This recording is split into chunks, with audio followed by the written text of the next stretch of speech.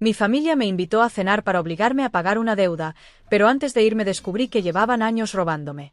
Cuando vi a los 3 desconocidos sentados en el comedor de mis padres, entendí que aquella cena no era una invitación familiar. Era una emboscada. Y lo peor es que todavía no sabía que, antes de terminar la noche, mi propia hermana iba a confesar algo que cambiaría para siempre la forma en que veía a mi familia. Me llamo Laura Mendoza, tengo 35 años, y durante mucho tiempo creí que ayudar a mi familia era simplemente lo que una buena hija debía hacer. Pagaba cuando alguien tenía un problema. Prestaba dinero cuando alguien lo necesitaba. Nunca preguntaba demasiado. Y cada vez que intentaba poner un límite, siempre escuchaba la misma frase. Después de todo lo que hemos hecho por ti, ¿así nos pagas? Durante años, esas palabras fueron suficientes para hacerme sentir culpable. Hasta aquella noche. Todo comenzó un jueves de octubre. Mi madre me llamó por la mañana y me pidió que fuera a cenar a casa. Su voz sonaba extrañamente tranquila. Tenemos que hablar de algunas cosas importantes, me dijo. Yo pensé que quizá quería arreglar nuestra relación.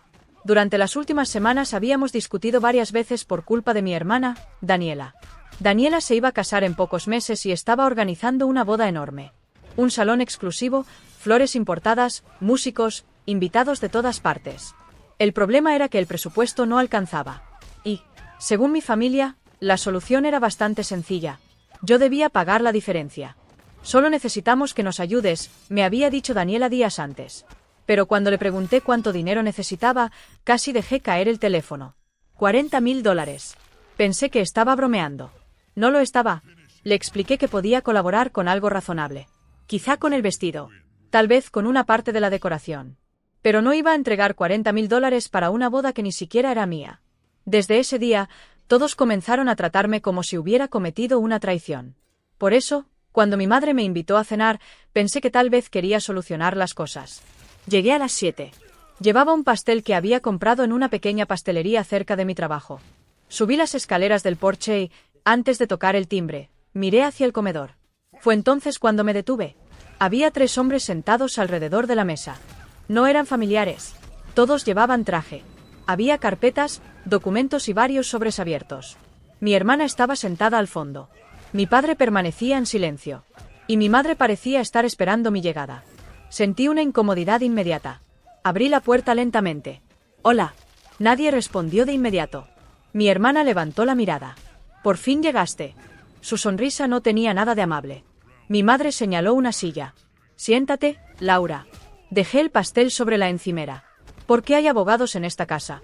Uno de los hombres cerró una carpeta. Mi padre miró hacia el suelo. Daniela cruzó los brazos. Porque queremos resolver esto de una vez. ¿Resolver qué? Tu responsabilidad con la boda. Por un momento pensé que había entendido mal. ¿Trajeron abogados para hablar sobre una boda? Mi madre suspiró. Laura, esto es un asunto familiar. Miré alrededor de la mesa. No parece muy familiar. Entonces uno de los hombres habló. Señora Mendoza, su familia nos ha pedido que mediemos en una situación económica. No pude evitar reírme. ¿Mediar? ¿Por qué me niego a pagar $40.000? Daniela golpeó la mesa con la palma de la mano. Siempre haces lo mismo. ¿Qué hago? Actúas como si fueras mejor que nosotros porque tienes dinero. La miré sin poder creerlo. Durante años había pagado cosas que nadie más quería pagar. Había ayudado a mi padre cuando perdió su trabajo. Había cubierto gastos médicos de mi madre. Incluso había pagado parte de los préstamos universitarios de Daniela. Y ahora estaba sentada frente a 3 abogados porque me negaba a financiar una boda de lujo. Fue entonces cuando escuché la puerta principal. Alguien había entrado. Era mi esposo, Andrés. Yo no sabía que venía. Se acercó al comedor, miró a los abogados y después observó los documentos sobre la mesa. Pero no dijo nada. Hasta que vio a mi hermana. Entonces su expresión cambió. Andrés metió la mano dentro de su chaqueta y sacó un sobre grueso. Lo dejó lentamente sobre la mesa. Antes de hablar de la boda, dijo, creo que deberíamos hablar de esto. El silencio fue inmediato. Daniela dejó de sonreír. Mi madre se puso pálida. Mi padre levantó la cabeza por primera vez. Yo miré a Andrés. ¿Qué es eso? Él no respondió enseguida. Abrió el sobre y sacó varios documentos. Los colocó sobre la mesa. Reconocí el sello oficial. Eran documentos relacionados con la herencia de mi abuelo. Mi abuelo Ernesto había muerto 4 años antes. Yo había sido nombrada responsable de administrar gran parte de su patrimonio. No porque tuviera más derechos que mi familia, sino porque él confiaba en mí. Había pasado meses organizando cuentas, propiedades, impuestos y documentos. Cuando todo terminó, pensé que el asunto estaba cerrado. Pero, al parecer, no lo estaba. Andrés deslizó una hoja hacia mí. Encontré algo extraño mientras revisábamos los documentos financieros. Tomé el papel. Era una transferencia bancaria. La cantidad era de $28.000. Mi nombre aparecía como autorizante. Sentí un escalofrío. Yo no autoricé esto. Uno de los abogados tomó el documento. Según los registros, esta operación fue aprobada con una firma registrada a su nombre. Miré la firma. Era casi idéntica a la mía. Pero no era mía. Lo supe de inmediato. ¿Cuándo se hizo esta transferencia? Andrés respondió. Hace 3 años. Leí la fecha. Y entonces recordé algo. Ese día yo estaba en Chicago por trabajo. Tenía vuelos, hotel, registros de reuniones. Era imposible que hubiera firmado personalmente aquellos documentos. Miré a mi madre. ¿Tú sabías algo de esto? Ella apartó la mirada. No sé de qué estás hablando. Pero Daniela sí sabía. Lo noté en su rostro. Daniela. Ella permaneció inmóvil. ¿Qué? Mírame. No sé nada. Andrés colocó otro documento sobre la mesa. Esta vez era una transferencia de $15.000. Y después otra. Y otra. En total había 5 operaciones. Más de $70.000. Mi respiración comenzó a acelerarse. ¿Quién hizo esto? Mi padre se levantó. Laura, tenemos que calmarnos. Lo miré. ¿Calmarnos? Alguien utilizó mi nombre para sacar dinero de la herencia del abuelo. Uno de los abogados abrió una carpeta. ¿Hay algo más? Sentí que el estómago se me cerraba. ¿Qué más? El hombre sacó una copia de una autorización. Mi nombre aparecía en la parte inferior. Mi firma también. Pero aquella fecha coincidía con otra ausencia. Otra ciudad. Otro viaje. Andrés se acercó a mí. Revisé tus correos, tus reservas y tus registros. Todo demuestra que no estabas aquí. Mi madre se levantó de golpe. Esto es absurda. Uno de los abogados la miró. Señora, si estas firmas fueron falsificadas, estamos ante una situación mucho más grave de lo que pensábamos. Daniela comenzó a mover nerviosamente las manos. Y en ese instante comprendí algo. Los abogados no estaban allí únicamente por la boda. La boda era una excusa. Una forma de presionarme.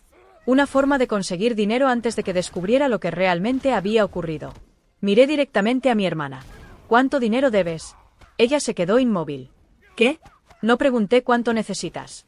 Pregunté cuánto debes. Mi madre intervino. Laura, esto no tiene nada que ver. Claro que tiene que ver. Tomé los documentos.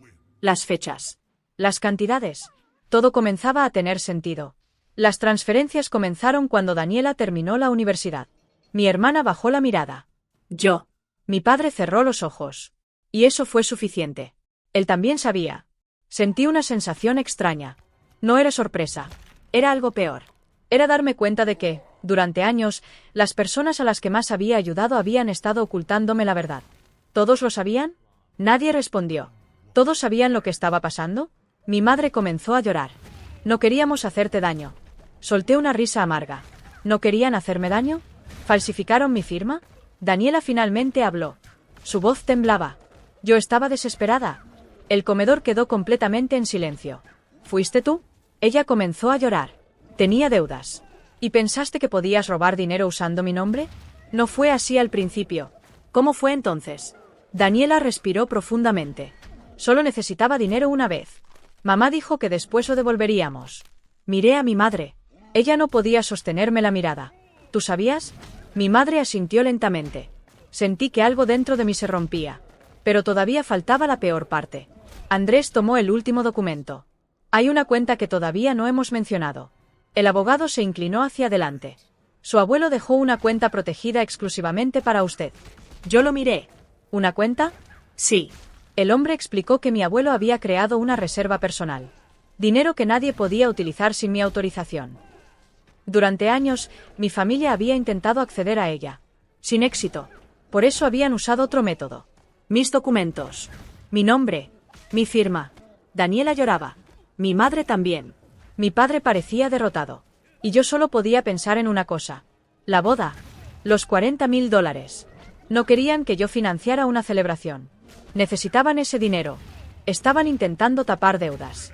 Devolver parte de lo que habían sacado. Probablemente, evitar que alguien descubriera todo. Miré a mi hermana. Así que todo este tiempo no estabas enojada porque no quería ayudarte. Ella bajó la cabeza. Necesitaba el dinero. Y por eso trajiste abogados para presionarme. Nadie respondió. Uno de los hombres cerró su carpeta. La investigación comenzará oficialmente el lunes. Mi madre se acercó a mí. Laura, por favor. Somos tu familia.